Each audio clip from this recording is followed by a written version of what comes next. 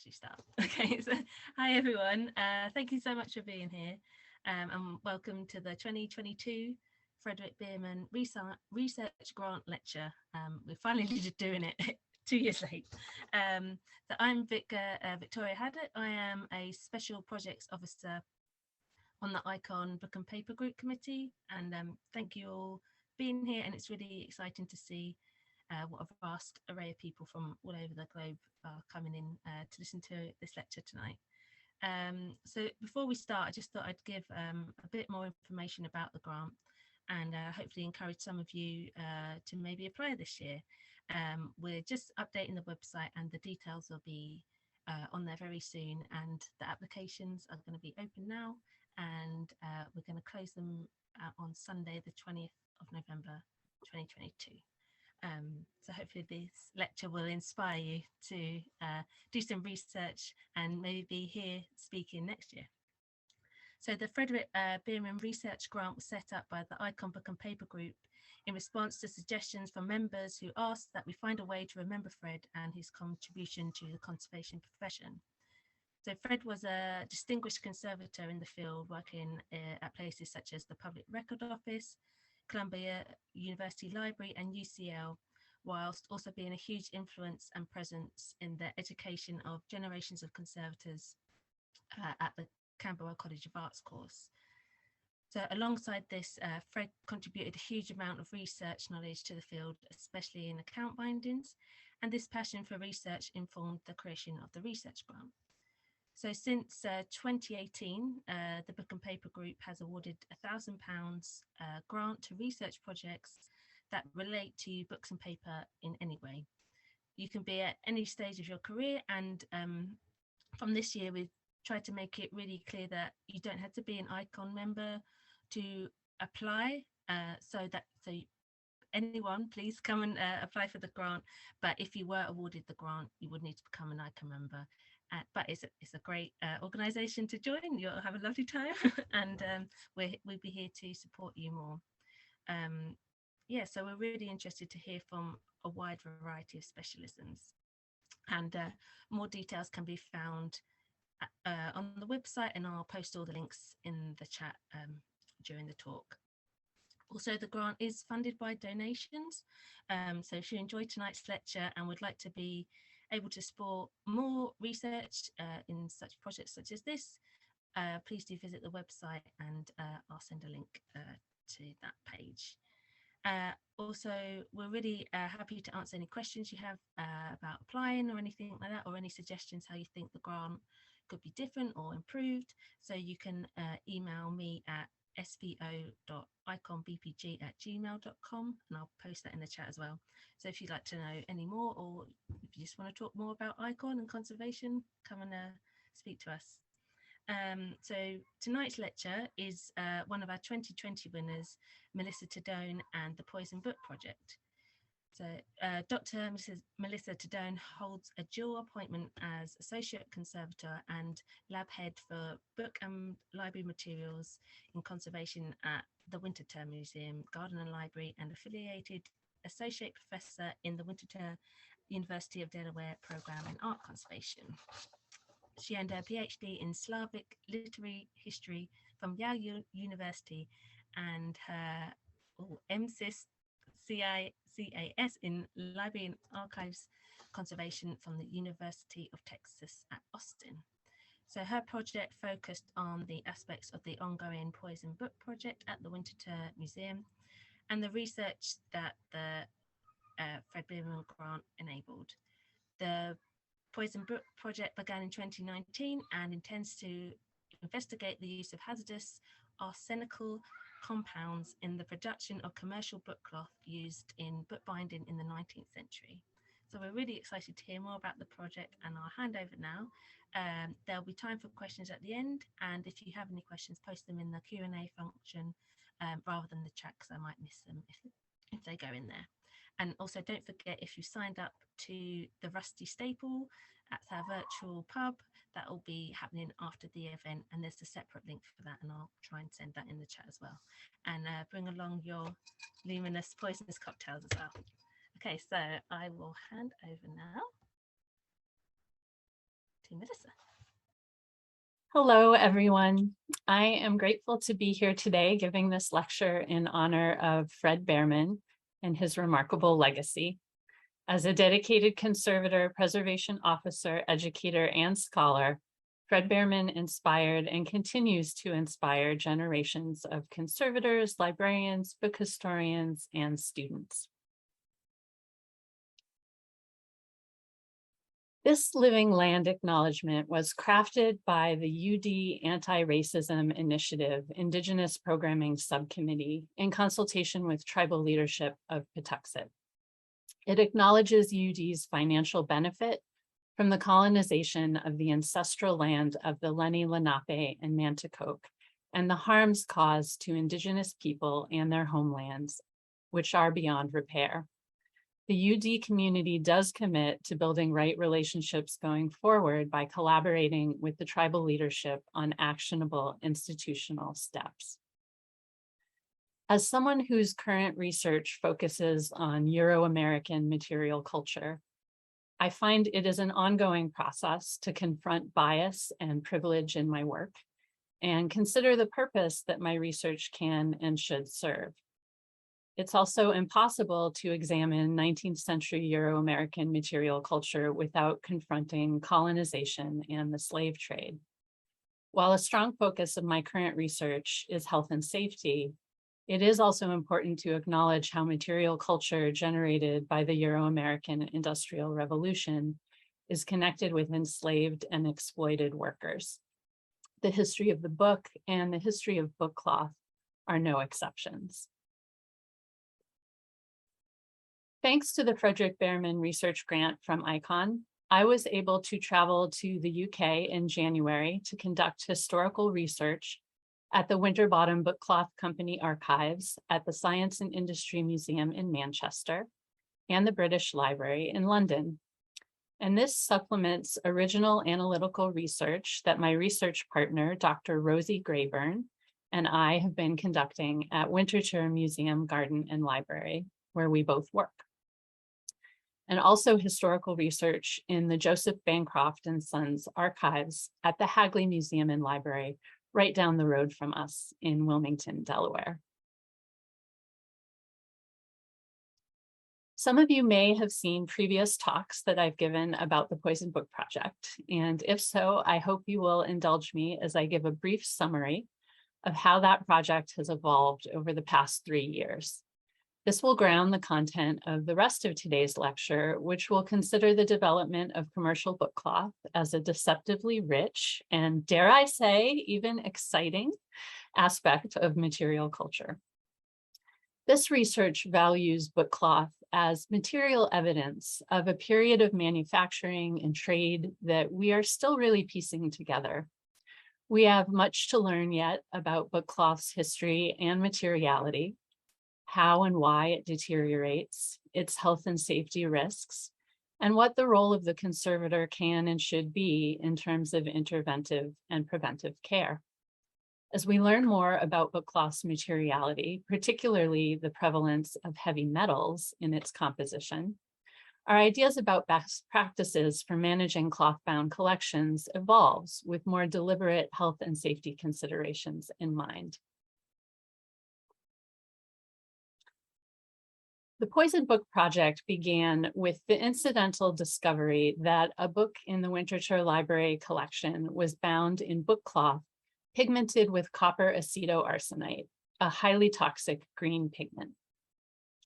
Now, Winterthur Library holds over 12,000 decorated cloth publishers' bindings, which can be found in both our rare book and our circulating collection. So this discovery led to some pressing questions. How common was the use of emerald green bookcloth? Are many of these books still in collections today? How toxic is a single emerald green book binding? Should special health and safety measures be observed when interacting with these books? And are there any other potentially toxic pigments used in 19th century bookcloth? Our initial project goals were to contribute to the general knowledge about the history of the book and to better inform health and safety practices for people who love, own, and work with 19th century books. With the assistance of interns like Layla and Sarah, pictured here, we conducted a random sampling survey of several hundred brightly colored cloth-bound volumes, which we analyzed using X-ray fluorescence, or XRF. When we found toxic elements present, we then followed up with Raman spectroscopy. So XRF identifies the elements present, like arsenic and copper, and Raman can identify the specific molecular compound. So where XRF found arsenic and copper, Raman could tell us that the compound was copper acetoarsenite. From our initial sample of around 200 volumes in a rainbow of hues, we identified heavy metals in over 60% of the volumes. We went on to analyze 350 total green volumes and found that over 10% of them contained arsenic. So at this point, we knew we had stumbled onto research that was worth pursuing. I should note that the definition of a heavy metal is actually a bit slippery. The term can refer to metals with a high density, so a specific gravity greater than 5, or a relatively dense metal or metalloid that is toxic. By any definition, we have found that heavy metals are quite prevalent in bookcloth.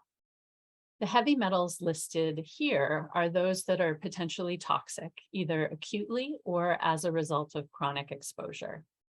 We also found quite a lot of iron, zinc, and copper, which are heavy metals by density, but are not considered particularly toxic, so they're not listed on this slide. In our research, we've been tackling these in order of greatest toxicity to humans. So we started with arsenic, and now we're working on chromium and lead.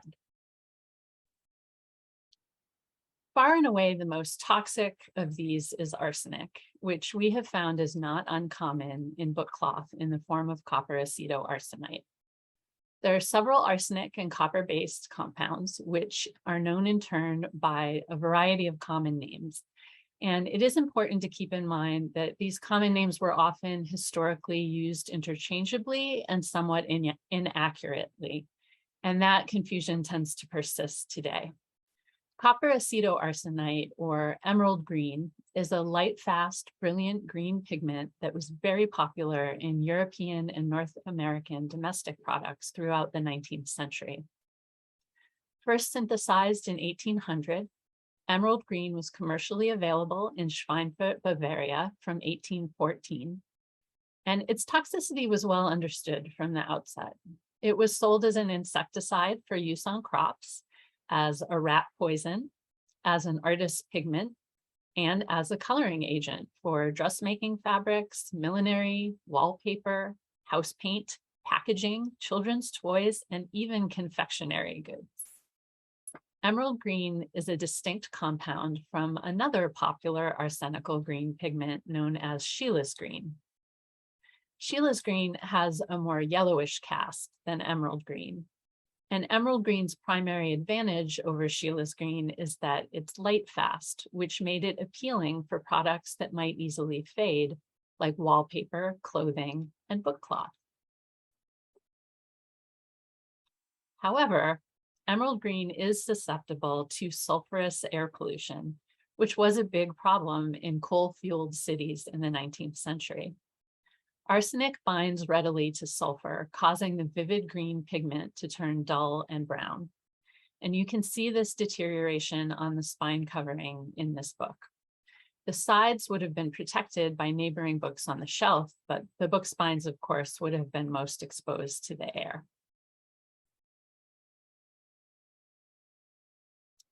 Emerald green bookcloth is so consistent in hue that we were able to create color swatch bookmarks to assist other institutions and individuals with visual identification of potentially arsenical green bookcloth.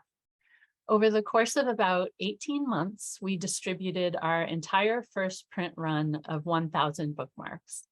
We then held a focus group with colleagues from about a half a dozen institutions who had used the bookmark and then followed up with instrumental analysis to confirm their initial visual identification.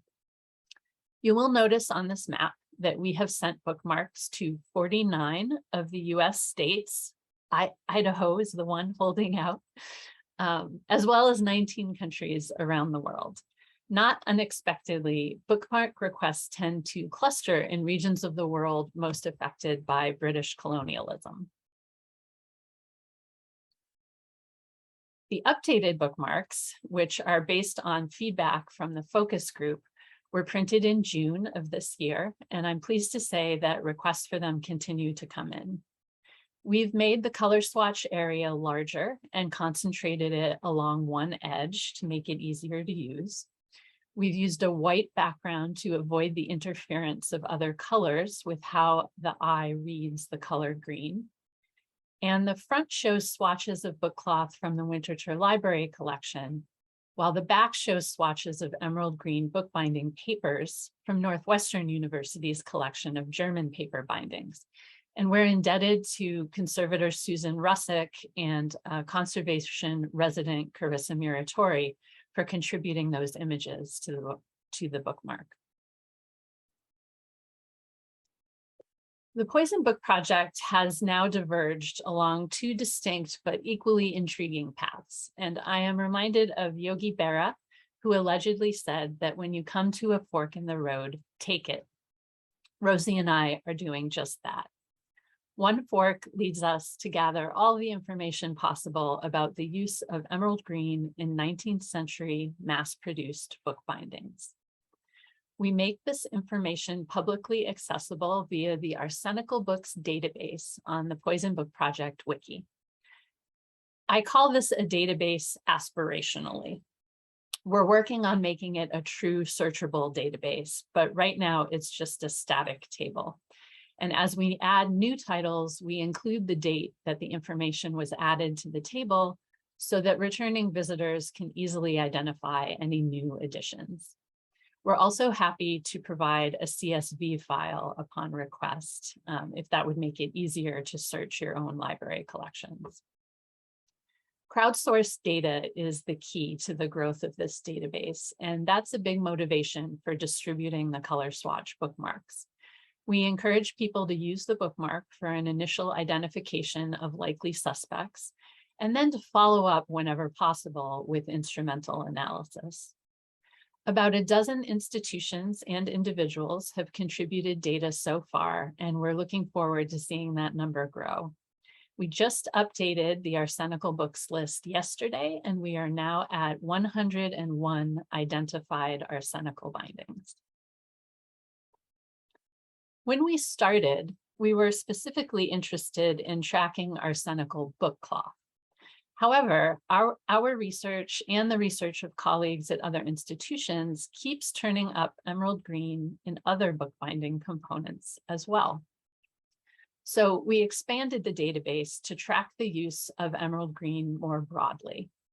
The pigment has been identified in bookcloth, of course, but also in paper wrappers, end papers, text block edge coloring, spine labels, and decorative onlays.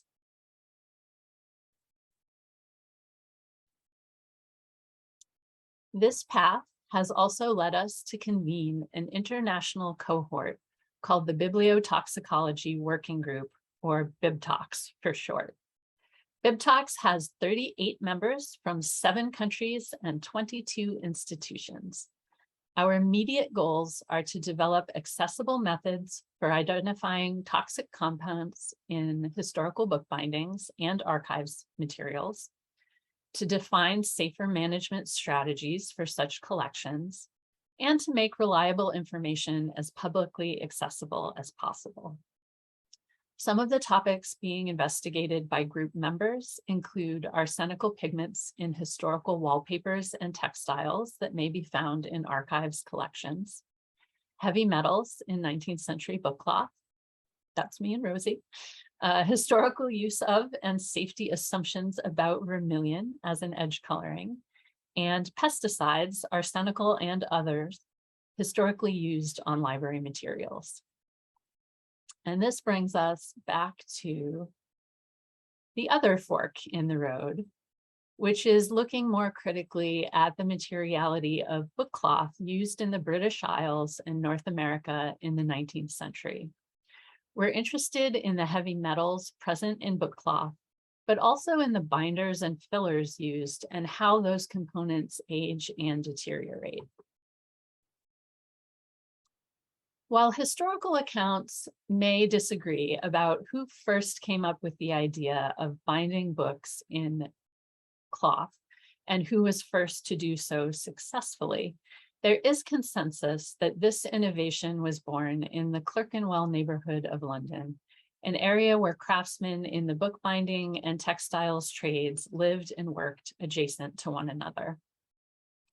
Bookcloth production began, as many manufacturing trends do, as a small-scale in-house activity performed by either the folks who were selling the product, such as drapers, or the folks who were employing the product, such as bookbinders. By the 1850s and 1860s, production started shifting to a factory scale, and by the 1870s and 1880s, there was basically a monopoly in England, with Winterbottom bookcloth companies swallowing up competitors or just driving them out of business. Before I became a conservator, I was a Slavic literary historian studying the Bolshevik era. So I can't resist pointing out here that Winterbottom's bookcloth monopoly began with the purchase of Victoria Mills in the Manchester area of England. Frederick Engels Sr. was a player in the cotton spinning industry in Germany, and he also owned a 25% stake in Victoria Mills. Frederick Engels Jr. may be known to you as the Engels of Marx and Engels, the authors of the Communist Manifesto. And it is likely that Engels Jr.'s research into the conditions of the English working class were influenced by his association with workers at Victoria Mills. There is a curious thread of connection between window coverings and book coverings throughout the 19th century.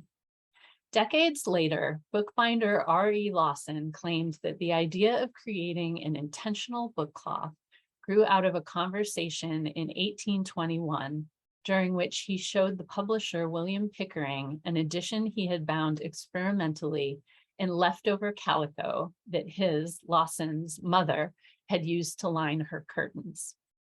Whether or not this account is entirely accurate, what is certain is that the earliest surviving examples of bookcloth are a glazed starched calico. And thus far, all bookcloth appears to be made with a cotton substrate, in spite of the material sometimes being referred to as book linen. Calico is a cotton textile that is heavier and coarser than muslin, but lighter and finer than canvas.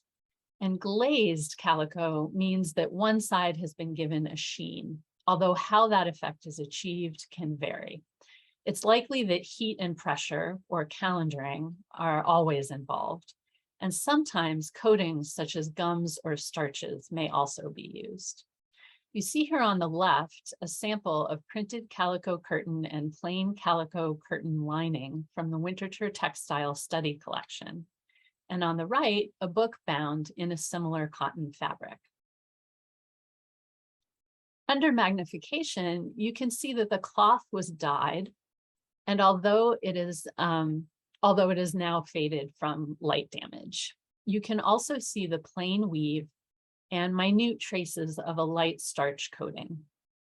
I took these photos a couple of months ago in anticipation of this talk, and in a dramatic and unexpected turn of events, 2 weeks ago, my textile colleagues were performing analysis on the larger piece of fabric from which this curtain sample was taken, and they detected high levels of arsenic and chromium in the pale green background. So it is all about the toxic textiles here at Winterthur these days. If we turn our attention across the Atlantic to bookcloth in the United States, we find that this connection between window coverings and book coverings reappears at Joseph Bancroft and Sons Company. Bancroft Mills began producing textiles in the Wilmington, Delaware area in the 1830s, but soon focused its attention on finishing techniques. The company almost went under during the financial crash leading up to the American Civil War. But during the war, the Bancrofts recouped all their losses and made their fortune in famously light-fast window hollands, or roller shades. The Bancrofts were Quakers, and during the mid-19th century, the Quaker community was in turmoil over abolitionism. Some Quaker communities felt morally bound to participate in the abolitionist movement. Others, while professing to be anti-slavery, claimed that abolitionist action was against the Quaker doctrine of pacifism. Regardless of the community's stance, the Bancrofts came under widespread criticism for profiting from cloth made with cotton produced by the labor of enslaved persons.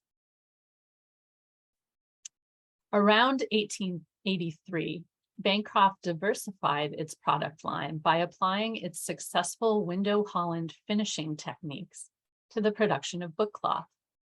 Roller shades and bookcloth require similar characteristics, that of durability when manipulated and light fastness of color.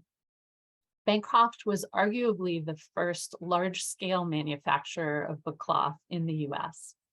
Up until the 1880s, bookcloth would have been made in-house on a small scale in local binderies or imported from England. At this stage of research, I think it's most likely that emerald green bookcloth used in North America was imported from England, based on the dates of its use, primarily in the 1850s, the consistency of its composition and graining, and the availability of copper acetoarsenite in Europe. The publisher Lippincott in Philadelphia was one of Bancroft's earliest and largest clients for bookcloth, and the Bancrofts also sold to other publishers and bookbinders in Philadelphia and New York.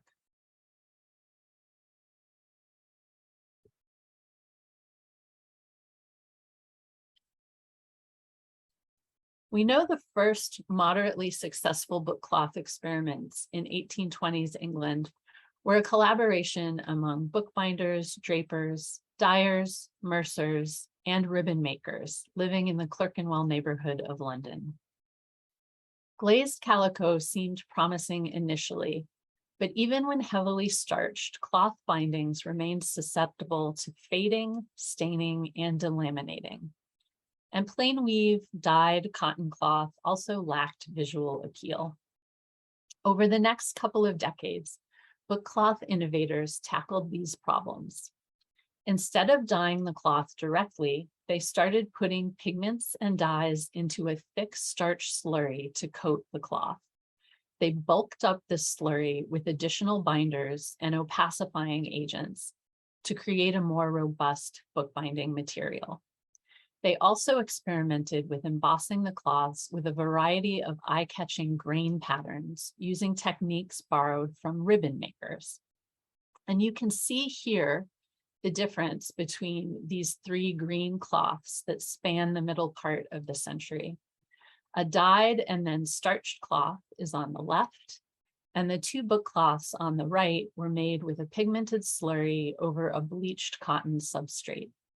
You can see the friability of the emerald green coating that's in the middle image, where the coating has abraded at the high points of the weave, exposing the bare cloth. Contrast this with the more durable chrome green coating on the right. This gradual transition from dyed cloths to color-coded cloths seems to have taken place around the late 1840s.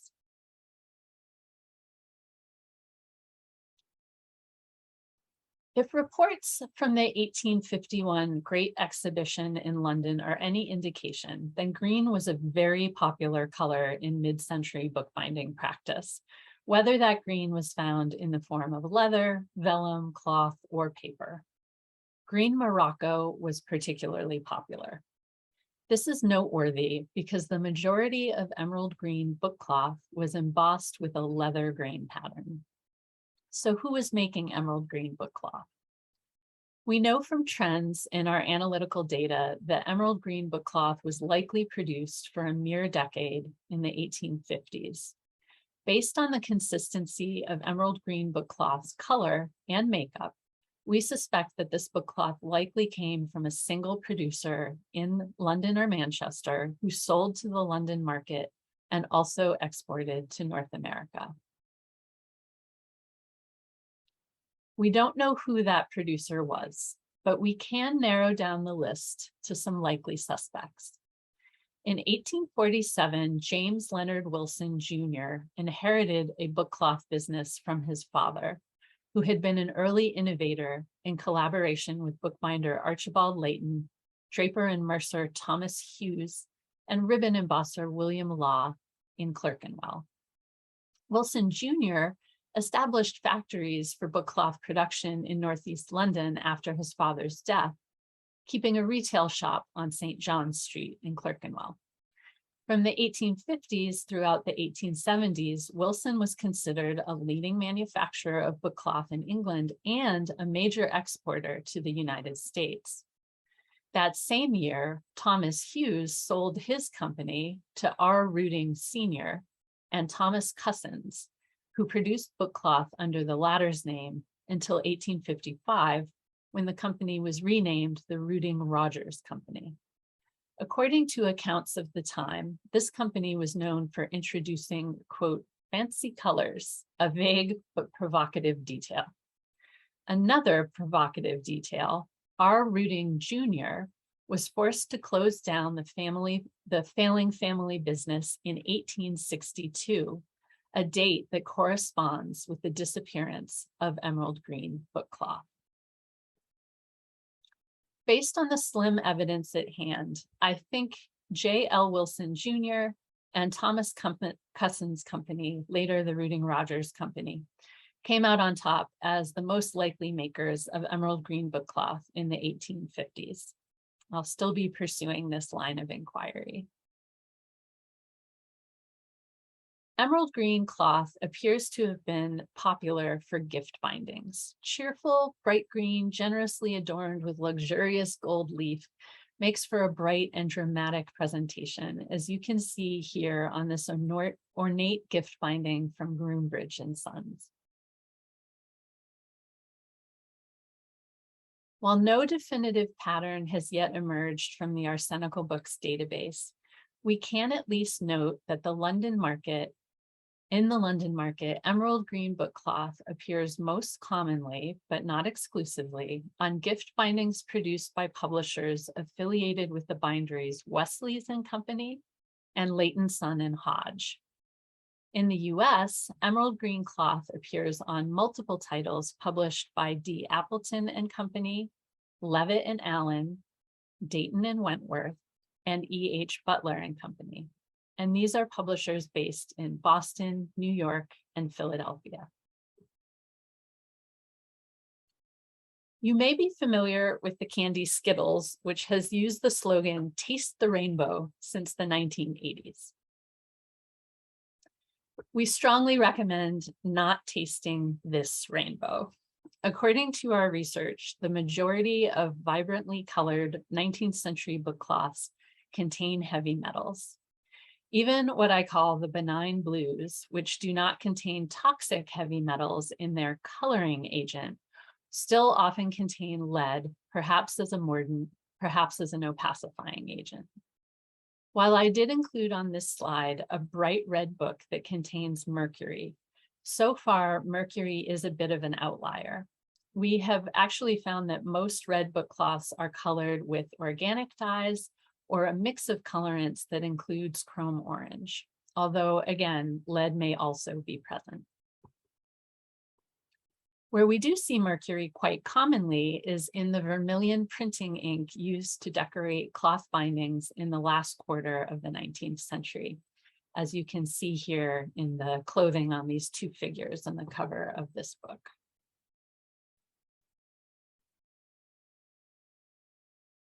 As I mentioned earlier, the colored starch slurry coating commercial book cloth contains a lot more than pigment and starch.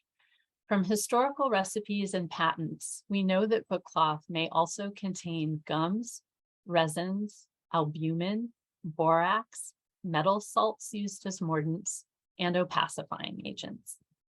In this photomicrograph of a chrome green bookcloth, we can see tiny whitish pustules, which we have hypothesized could be either undissolved components of the bookcloth slurry itself, or possibly metal soaps, which is a deterioration product that our paintings conservation colleagues are currently researching. We conducted FTIR analysis to try to understand what these white pustules could be. In the first analysis, which was performed in situ, there was just too much interference from the cotton substrate to get a clear picture. For the second analysis, we removed a sample of the bookcloth coating. And unfortunately, this analysis was tantalizingly inconclusive. There was one peak which could be a metal soap, but it could also be a gum of some kind. So further sampling and analysis is needed to answer this question with any confidence. And this brings us to questions about health and safety, both historical and current. There's a lot of evidence in UK and US newspapers from the 1860s that the public was well aware of the toxicity of emerald green, but there was no consensus on just how toxic. Medical professionals and consumer advocacy groups wanted the pigment banned from domestic products, while industrialists and economists claimed that such a goal was alarmist. We also know that the toxicity of lead was understood. Reports by Victor Blode, a manufacturing chemist who worked with the Bancrofts in the US, indicate that lead salts were the most successful mordant for the company's window shades and bookcloths, but because of the high toxicity, Blode was seeking alternatives. Here at Winterthur, we conducted quantitative analysis to answer two questions. How much arsenic is present in emerald green bookcloth? And how friable is the emerald green coating? Meaning, how much arsenic might offset during handling? We sent samples to the University of Delaware soil testing lab to get the answers. And the answers to both questions is a significant amount. 1 octavo-size volume of emerald green bookcloth contains several times the lethal toxic dose of arsenic for an average-sized adult, if ingested. And the amount that offsets on the hands when handled is enough to cause illness, and in the case of chronic exposure, potentially serious illness. So unless you're in the habit of licking your books, the real danger here is ingestion or inhalation of that offset from touching your face after handling an emerald green book.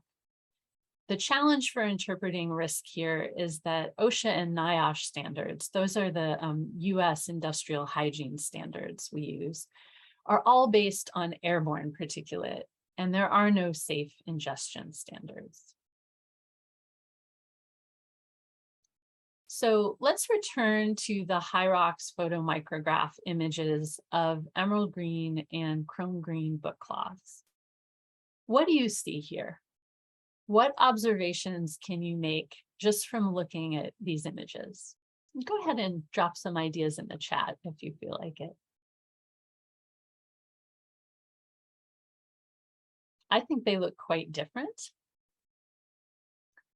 What I see in the top images of the emerald green is a translucency of the coating that adds to the luminosity of the color. So there's some reflectance from that bleached cotton substrate. And I see a contrast. The emerald green is abraded from the highs, and the chrome green maintains a more robust coverage, albeit with some microcracking. We're still not sure why the emerald green is so friable compared to the chrome green. Is it the spherical shape of copper acetoarsenite particles that make them less conducive to binding with the cloth? Or is the arsenic playing a role here? Our colleagues in paintings conservation, they've been a great resource for us. They've been studying the way that the arsenical pigment orpiment accelerates deterioration of the binder in paintings. So that raises the question of whether the arsenic here could be breaking down the binder in the bookcloth coating as well. Now in this image here at the top, we have chrome yellow bookcloth and at the bottom, chrome green. And you'll remember that chrome green is actually just chrome yellow plus Prussian blue. So these two cloths look very similar in their characteristics, and so they should.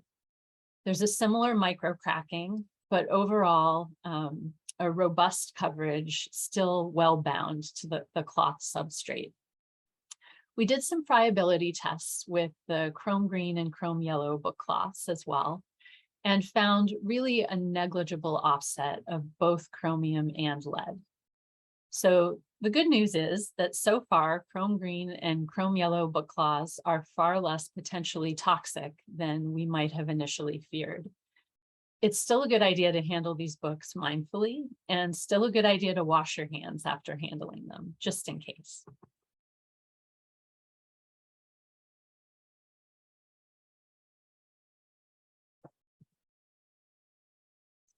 So the friability of emerald green book cloth raises so many questions.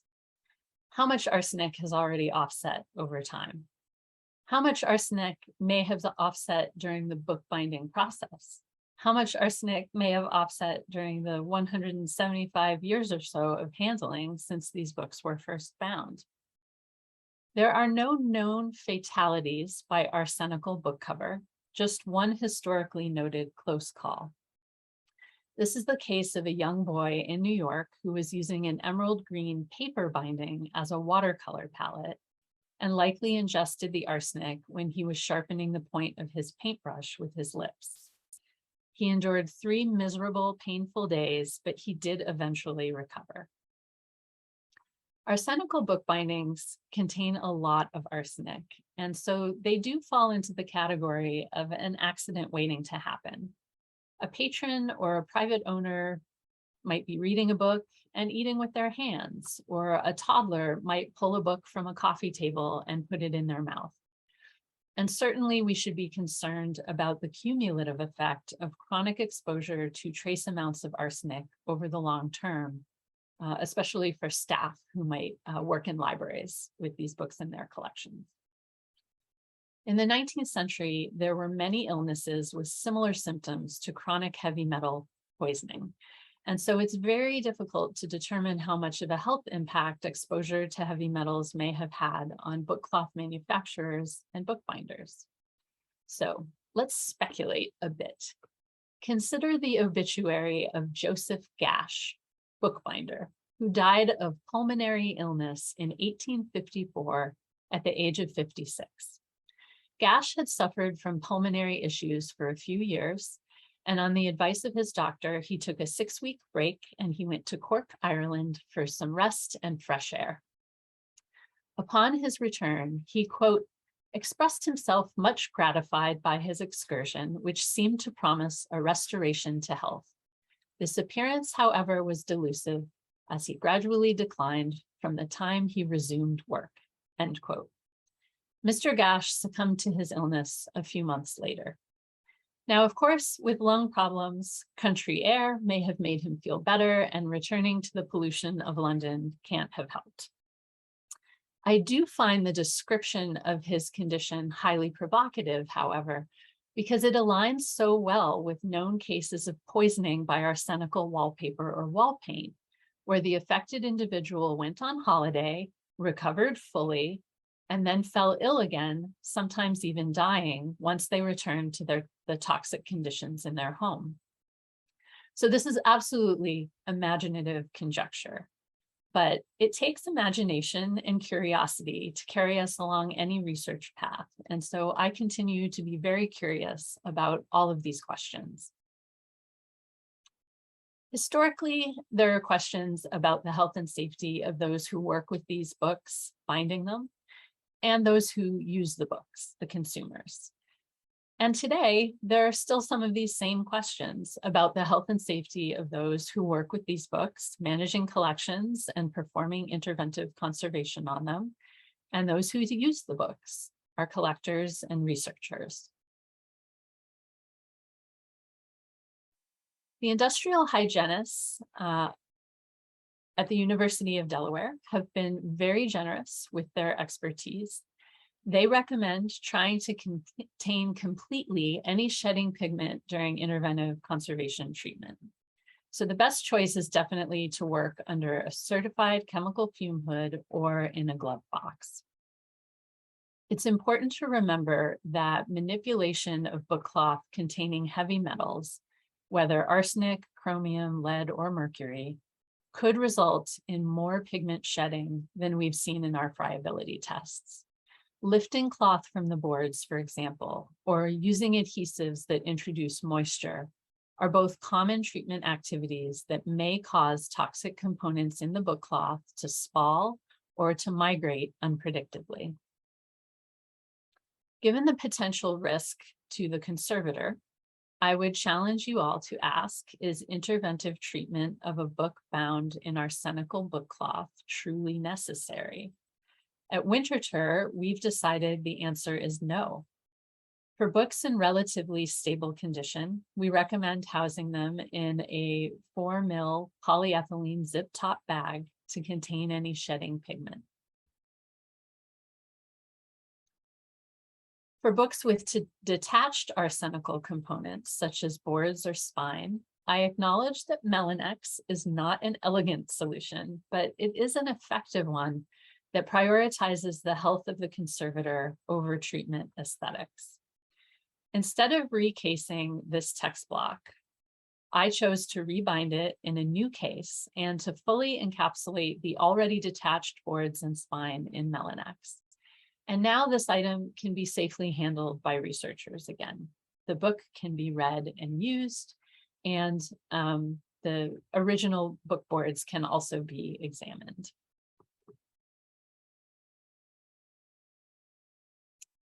Now here is a red bookcloth that contains mercury.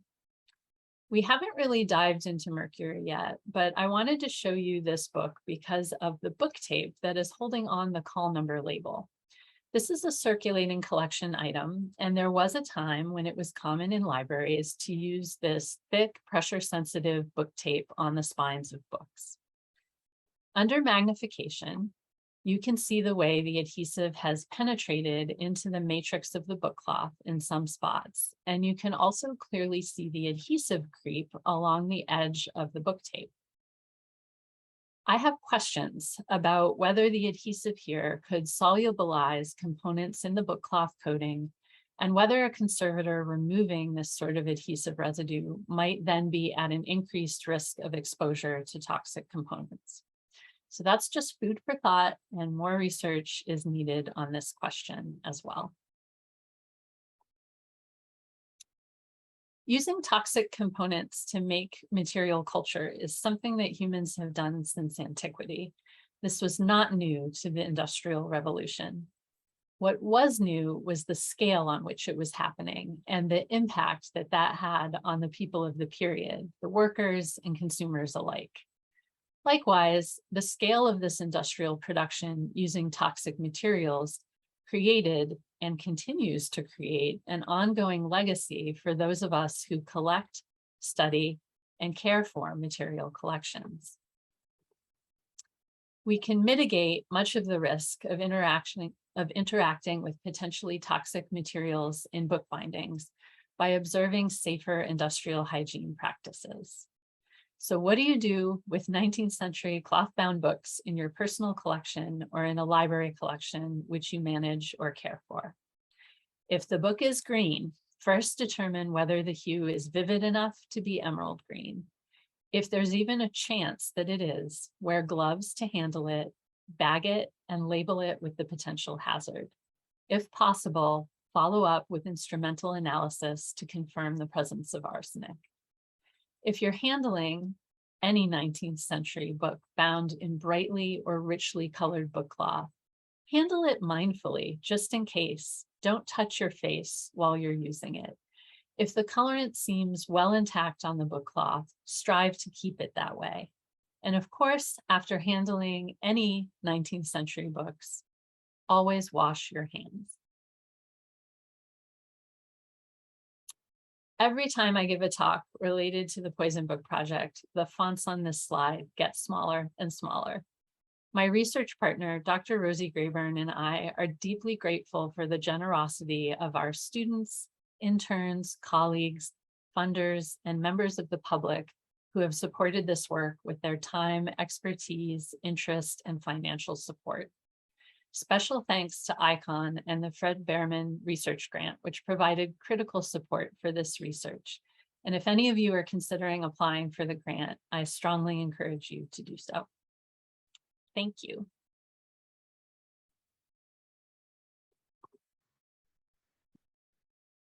Great, thank you so much, Melissa. That was such a fascinating talk. Thank you so much.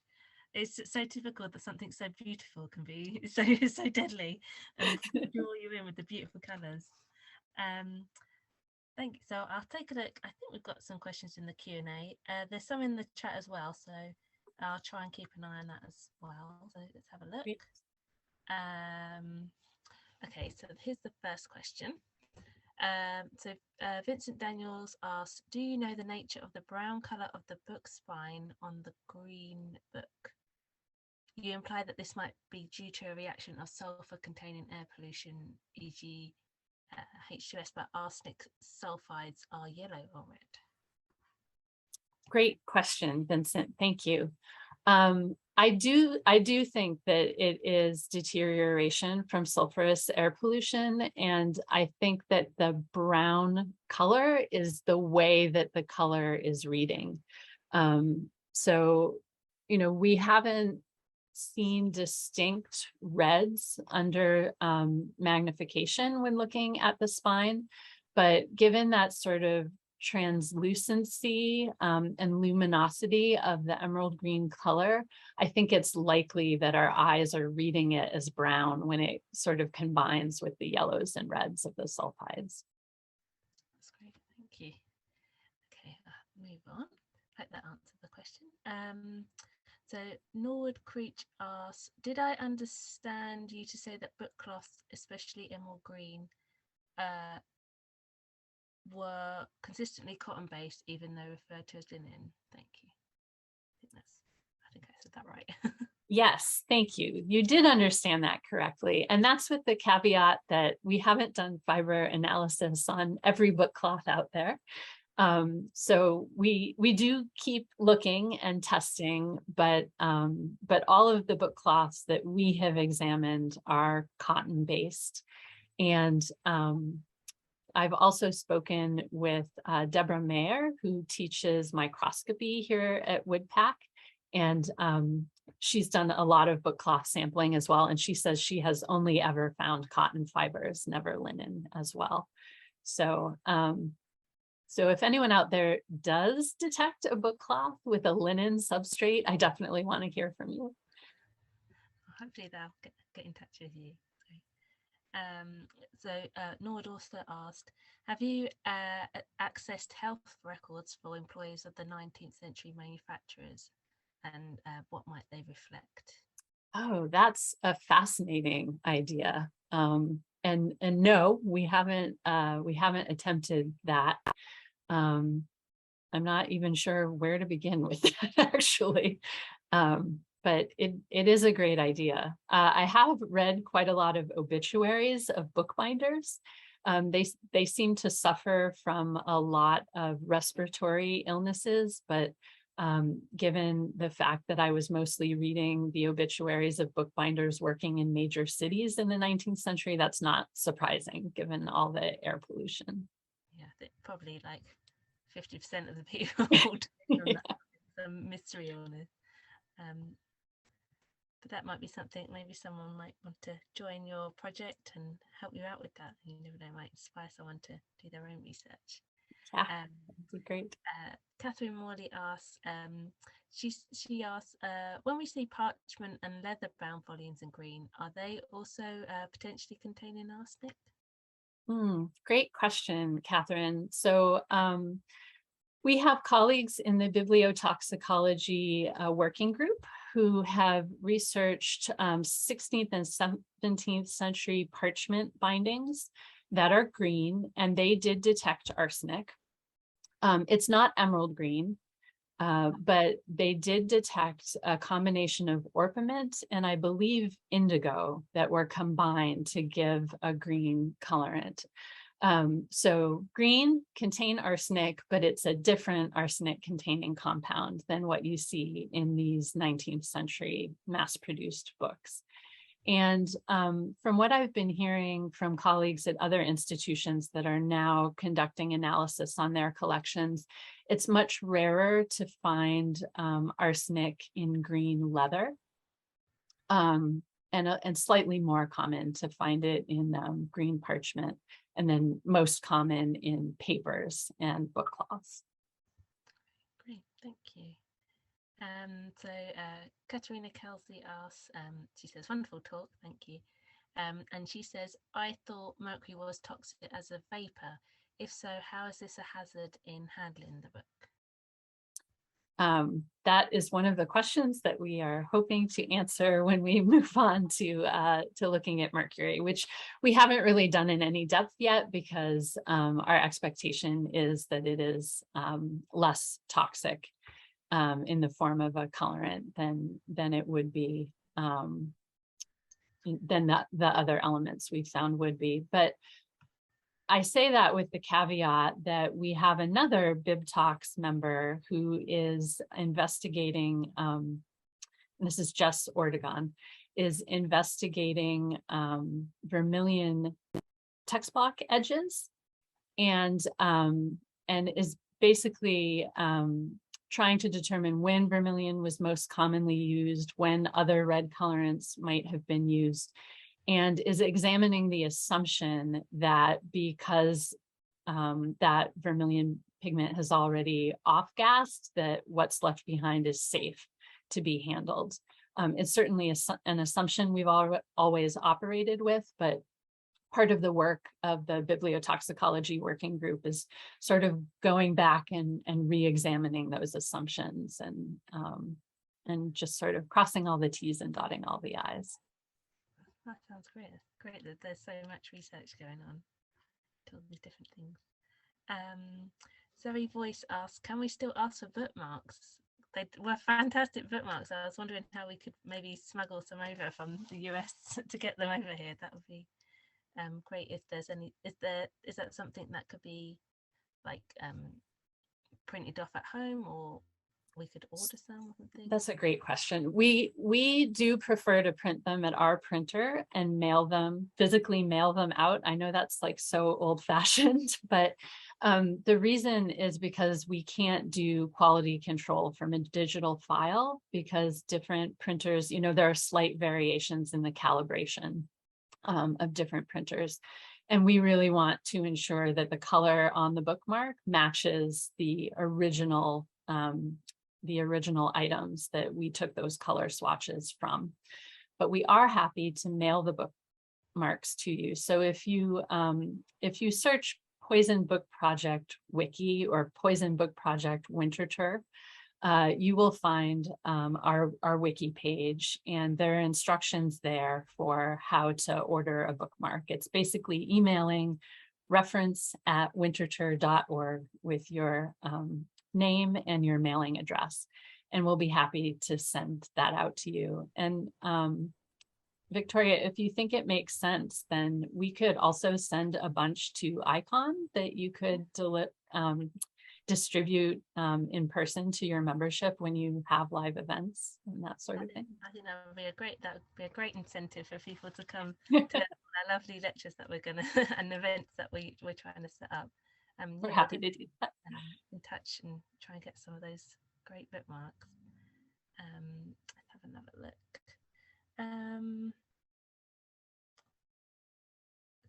Gloria Conti asks, do you reckon we can expect to find emerald green also in green bindings produced in countries other than Britain and the US? Bookcloth she means rather than bindings. Also a wonderful question, and something that I'm hoping Bib Talks will have an answer to soon. For example, so we have colleagues in Germany, Dr.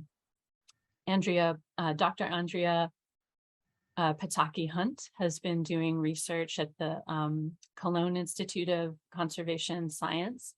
And they haven't found, I think they only found one book bound in emerald green Bookcloth, but they found quite a lot of books bound in green paper. And then I believe we also have colleagues in the Netherlands and in Sweden who are going to be looking at both cloth and paper bindings as well.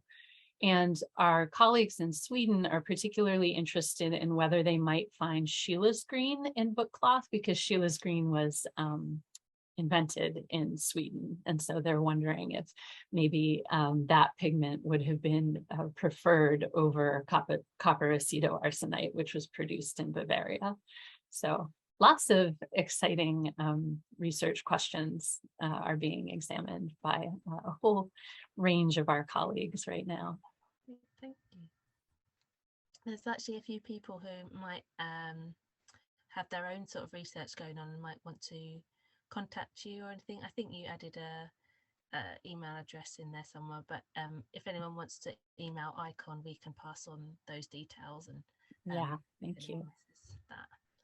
Yes, I am seeing Michael Frick's comments about being a counselor with the American Chemical Society, and I would love to talk to you about arsenic. That would be fabulous. Great, I'm sure you'll be able to get in touch. Let me see what comes of that. Let's see if there's a few more in the chat that got put in. Susan asked, libraries still use the pressure sensitive clear tapes. Is the library at Winterthur using something else, or are they still using that sort of clear plastic on the books you have? We do have a lot of legacy books that have that book tape on them, but we do not put the book tape ourselves on books that don't already have it. We do use pressure sensitive call number labels and barcode labels on our circulating collection books. But we try not to use the book tape anymore. Good answer. We have a few more and then we might wrap it up. Claire Frazier asks, would a damp storage environment cause a health risk, particularly thinking about disaster recovery or after a flood? Yeah, that is an excellent question, and thank you for bringing that up. We have added information about our arsenical books to our emergency response plan. And I do think it's very important not just to label the individual items, but to label the shelves. If you do any sort of signage related to your disaster recovery efforts, like if you have priority areas marked, that sort of thing, I think it's a good idea to add additional signage about the potential health risks involved with these books. Certainly a mold outbreak is something of concern. I don't recall the type of mold, but there is a type of mold that can digest copper acetoarsenite and release arsine gas, which is the most toxic form of arsenic. And it is actually that arsine gas form of arsenic that was likely making Victorians ill from their wallpaper. It was probably, that dampness and mold, and then they were breathing it in while they were using those rooms. So that is definitely something to be aware of. And, we have been recommending the zip top polyethylene bags. And I am aware that that can create a sort of humid microclimate if the books are then stored in an area that does not have great climate control. And it's just something we're still trying to figure out. Those zip top seals are not airtight, so there is still some air exchange happening. And the real purpose of them is to contain any pigment that might be shedding. Really wanting to, keep that controlled. Great, thank you. Yeah, I think, yeah, the dreaded mold is, it got double poison, double hazards there as well. I was just thinking, I don't know if I'm remembering this right, but the wallpapers were kind of branded as sort of like hygienic sanitary wallpapers or something. So I was wondering why they would use the green if there was a reason for the arsenic, whether they thought it would like prevent mold or prevent something. Oh, that's so interesting. I'm not sure if I'm remembering that right. I'm going to go look it up. It sounds really it's provocative. Something to do with the wallpapers particularly being used in sort of like children's bedrooms and in sort of bathroom areas, and being sort of promoted and branded as sanitary sort of paper. So I wondered why.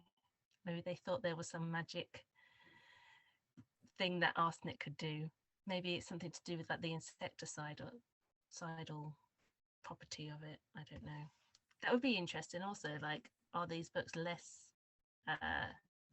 susceptible to pest outbreaks? Has the arsenic actually done its job in that way? Yeah, for sure. I'm seeing some terrific comments in the chat. Thank you, Alexandra Wade, for the suggestion of putting silica packs into the zip top bags. That's a fantastic idea and absolutely could potentially solve that problem. And thank you, Nicholas Pickwoad. We really haven't had an opportunity to look at many Irish bindings. So I'm interested to hear about the linen used there. And I would definitely be interested to know whether the combination of the emerald green pigment was used on a linen substrate. I think we just got one more question and then we'll wrap it up for tonight, as we've been talking a very long time. So need a rest. So just Zoe asked one more question.